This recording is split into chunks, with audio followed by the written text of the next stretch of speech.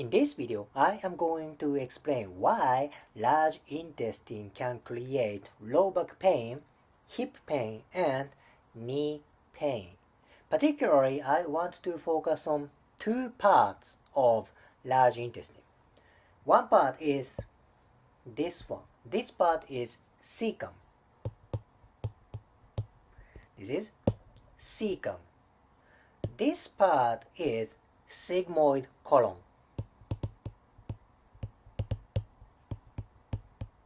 So I want to focus on these two parts today. Plus, I want to focus on nervous tissues as well. If you look carefully on sigmoid and cecum, there are nervous tissues around these two structures.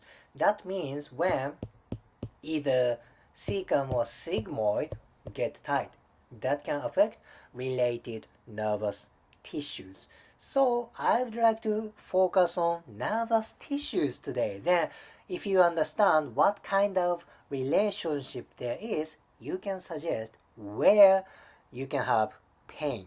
Does it make sense? So let's move on to nervous tissues now. Basically, there are four nervous tissues related to cecum and sigmoid colon. First one is very deep nerve from lumbar plexus. This is obturator nerve. Obturator nerve. It's very deep nerve, okay? Obturator nerve basically innervates adductor muscles, hip adductor muscles. So when either cecum or sigmoid gets tight, obturator nerve can be irritated. Now, irritated obturator nerve can affect hip adductors. Okay, does it make sense? Okay, obturator nerve. Next one is this one, this nerve. This is femoral nerve. Femoral nerve. This nerve innervates quadriceps, very strong knee extensors, So femoral nerve is also close to these two structures. Okay, next one.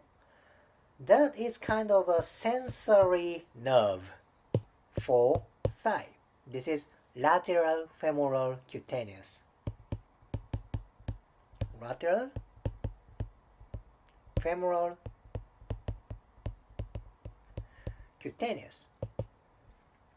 This nerve takes information of sensory sensation, particularly about lateral part of thigh.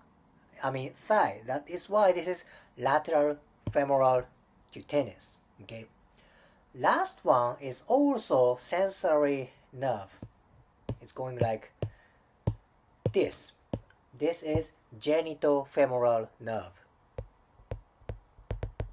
Genitofemoral nerve.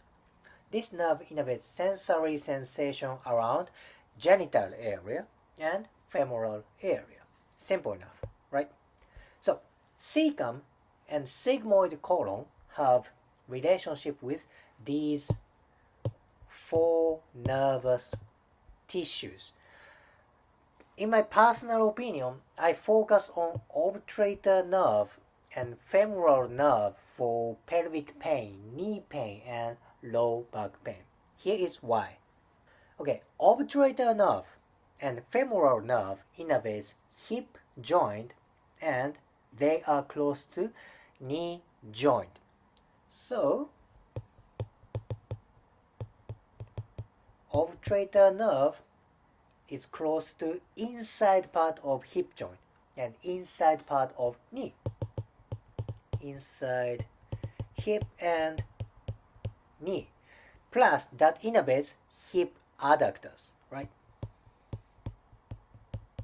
Adductors. Femoral nerve is close to anterior part of hip and knee. Femoral nerve anterior hip and knee. This nerve innervates quadriceps.